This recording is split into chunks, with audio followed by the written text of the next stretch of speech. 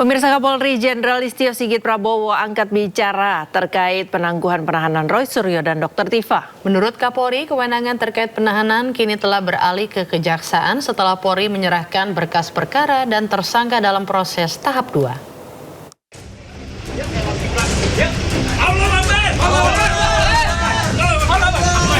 Kapolri Jenderal Listio Sigit Prabowo angkat bicara terkait penangguhan penahanan Roy Suryo dan Tifauzia Tiasuma atau Dr. Tifa dalam kasus dugaan fitnah terkait tudingan ijazah palsu Presiden ke-7 Republik Indonesia Joko Widodo.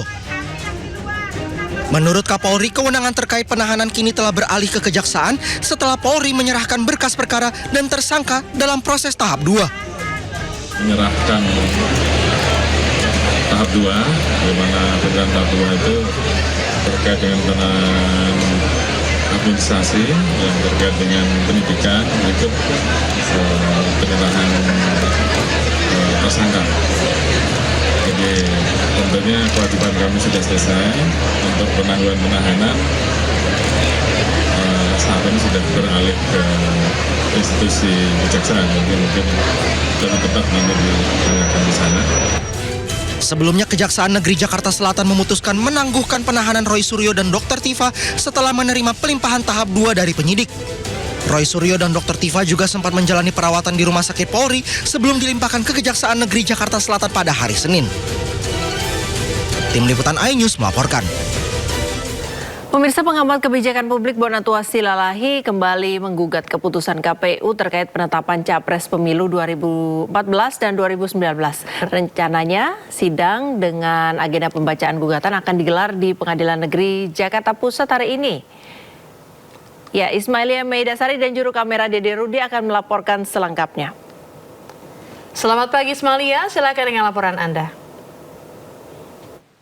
Ya, selamat pagi Priska, Ayu dan juga pemirsa. Betul sekali, hari ini akan digelar agenda pembacaan gugatan pertama di Pengadilan Negeri Jakarta Pusat, tepatnya di ruang Sarwata di lantai 3 dengan penggugat Bonatua Silalahi, yang dimana hari ini seperti yang tadi sudah saya sampaikan, agendanya beragendakan pembacaan gugatan yang ini terkait dengan gugatan dokumen ijazah dari Joko Widodo, yang dimana nanti sidang akan dimulai pada pukul 11. Dan tadi kami belum sempat melihat apakah nanti Bonatua akan datang, namun tadi kami sempat menghubungi kuasa hukumnya dan mengkonfirmasi bahwa nantinya Bonatua akan hadir dalam persidangan ini, Priska dan juga Ayu.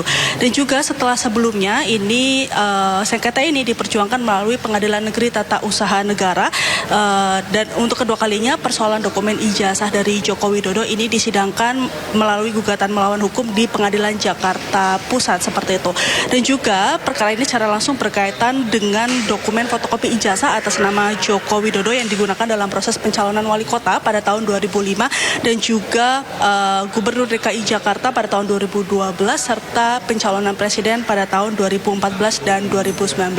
Nanti kita sama-sama akan mengawal bagaimana atau apa saja poin-poin gugatan yang akan dibacakan pada sidang hari ini, dan kami akan melaporkan kembali kepada Priska dan juga Ayu. Kembali ke Anda. Ya baik, terima kasih Ismailia melaporkan langsung dari Pengadilan Negeri Jakarta Pusat. Selamat bertugas kembali. Dan Profesor Budi yang untuk tahun 2019 seperti itu. Jadi memang ini awalnya memang lebih ke administratif, karena kita juga petitum kita juga meminta permohonan maaf saja seperti itu. Mungkin ada bisa ditambah yang lain. Ini kan sempat digugat di PT UN ya kemarin ya, dan yang bergugat juga KPU dari Bawaslu. Berarti untuk gugatan yang sekarang di Pengadilan Negeri Jakarta Pusat ini sama atau seperti apa? Nah, ini menarik. Jadi temuan saya ini bisa kemana-mana larinya. Saya menggugat ke Petun untuk pembatalan surat keputusan KPU yang menetapkan pasangan calon presiden 2014 yaitu Pak Joko Widodo dan Yusuf Kala melawan Pak Prabowo juga, ya kan? Terus ketetapan KPU tahun 2019 yang menetapkan pasangan calon Pak Joko Widodo Maruf Amin melawan Pak Prabowo juga. Jadi saya minta ini dibatalkan. Kenapa? Seharusnya ini nggak bisa keluar karena cacat administratif. Itu legalisir itu seharusnya nggak boleh diterima sebagai syarat pencalonan karena tidak ada tanggal. Nah, di Petun kita menuntut secara administratif supaya itu dibatalkan. Di sini kita menuntut perbuatan melawan hukumnya. Nah, nanti kita nanti juga akan ke CLS. Di sini juga nanti kita daftarkan itu untuk kebijakan publiknya supaya semua dokumen-dokumen itu diambil ANRI, Lembaga Kersifat, untuk diautentikasi. Nah, kemarin itu kabar baiknya lagi, setelah cukup lama bolak-balik perbaikan, akhirnya pengaduan saya di DKPP, Dewan Kehormatan Pelaksanaan Pemilu, terima juga itu untuk kode etiknya. Jadi ada empat gugatan yang akan kami lakukan ya, seperti itu. Jadi ini semua masih satu rangkaian berdasarkan bukti-bukti yang ada yang saya kumpulkan selama ini. Itu.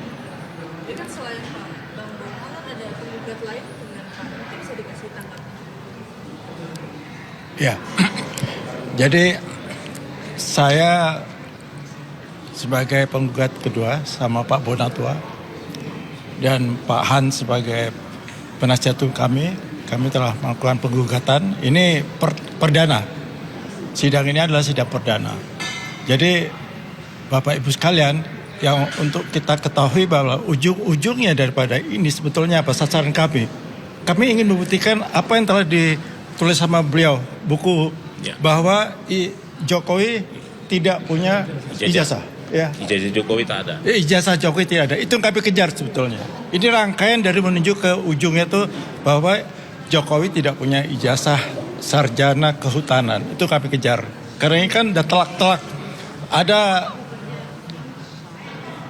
apa namanya itu yang didapatkan dari KPU, dari KPU Bawaslu legalisir yang sampai ke dari Solo, DKI dan pusat.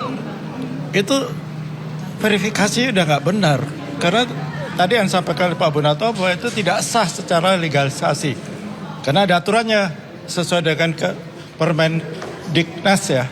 Permendiknas nomor 59 pasal 5 itu dituliskan bahwa setiap legalisasi ijazah atau yang sama STTB dan sebagainya itu harus mencantumkan selain tanda tangan juga tanggal, bulan, dan tahun. Ini nggak ada. Tanggal, bulan, tahun nggak ada ya? Nggak ada semua. Ini semua sudah dibuktikan di bukunya beliau.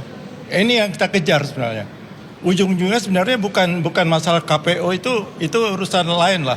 Tapi ujungnya kami ingin buktikan bahwa Jokowi tidak punya ijazah sarjana. Ini adalah kebohongan publik. Presiden bisa membohongi kita kan udah keterlaluan tuh. Kalau ada seorang presiden bisa, seorang warga negara menjadi presiden dengan mempunyai membohongkan publik bahwa tidak punya ijazah, dia bilang punya ijazah. Ini kan tidak benar. Ini kan memalukan kita semua. Kalau benar-benar Pak Jokowi tidak punya ijazah, dia bilang punya. Itu kan dah memalukan kita lah sebagai bangsa dan negara yang besar ini. Nah, ini yang kami ingin buktikan itu sebenarnya. Itu yang kami kejar. Yang ini tuh hanya proses menuju ke sana aja. Ya, itu yang penting yang ingin saya sampaikan pada Bapak Ibu sekalian. Mungkin ada lawyer kita. Sementara saya belum kasih tanggapan dulu ya, karena tadi sudah dijelaskan semua oleh prinsipal saya. Itu saya kira cukup jelas, jadi saya akan menjawab ini setelah sidang dilaksanakan. Ya, terima kasih. Terima kasih ya.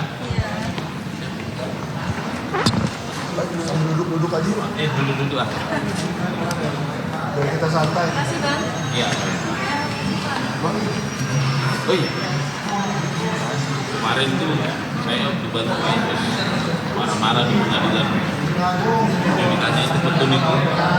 Kita sudah datang, KPU sudah datang. Saya sudah datang. Tiba-tiba begitu Aidis datang, kita nggak boleh naik ke atas. Tapi katanya apa?